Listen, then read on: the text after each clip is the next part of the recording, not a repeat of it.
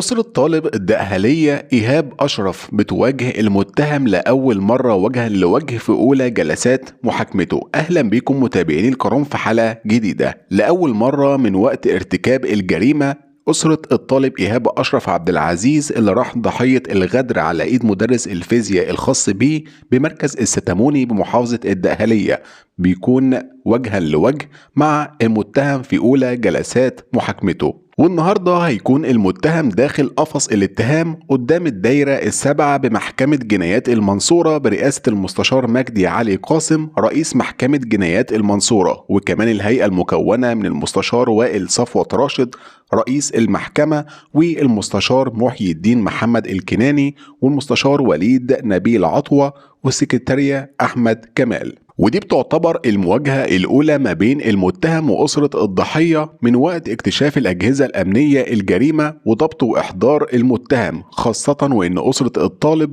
لجأت للمدرس ده علشان يبدأوا يدوروا على ابنهم. وفي الوقت ده المتهم نزل تدوينة أو منشور على صفحته الشخصية على موقع التواصل الاجتماعي فيسبوك بيدعو فيه الناس أو بيدعو الناس بالبحث على اللي قام بالتخلص من الطالب إيهاب أشرف.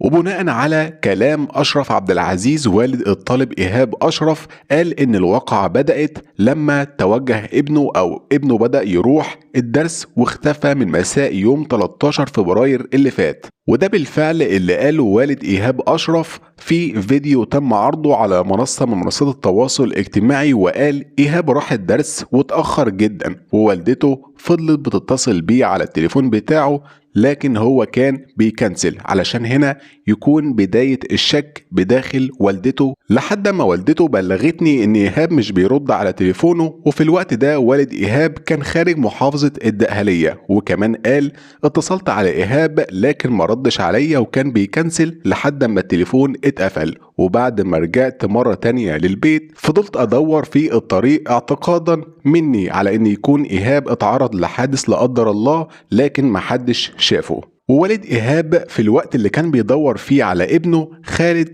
إيهاب بدأت تتصل على تليفونه وبدأ إن يكون في شخص غريب بيرد عليها وبيقول لها إن إيهاب معايا وكمان بيطلب منهم فدية 500 ألف جنيه مقابل إن هو يرجعه، وطلب منهم كمان تحويل المبلغ ده على 17 رقم محمول علشان يرجع بعد كده يتصل بيهم تاني. وكمان والد إيهاب أشرف قال إن بعد المكالمة دي بدأنا إن احنا نروح اسم شرطة الستاموني علشان نبدأ نعمل أو نحرر محضر بالواقعة، وطبعا انتظرنا إن المجرم أو المتهم يتصل علينا مرة تانية، إلا إن المجرم في الوقت ده نفذ جريمته وقرر إن هو يتخلص من إيهاب أشرف. وده كان موضوع حلقتنا النهاردة بخصوص أولى جلسات محاكمة المتهم في قتل طالب الدقهلية إيهاب أشرف. ما تنساش تعمل لايك للفيديو وتشرفنا باشتراكك في القناة، وإن شاء الله هتابع مع حضراتكم الأحداث أول بأول.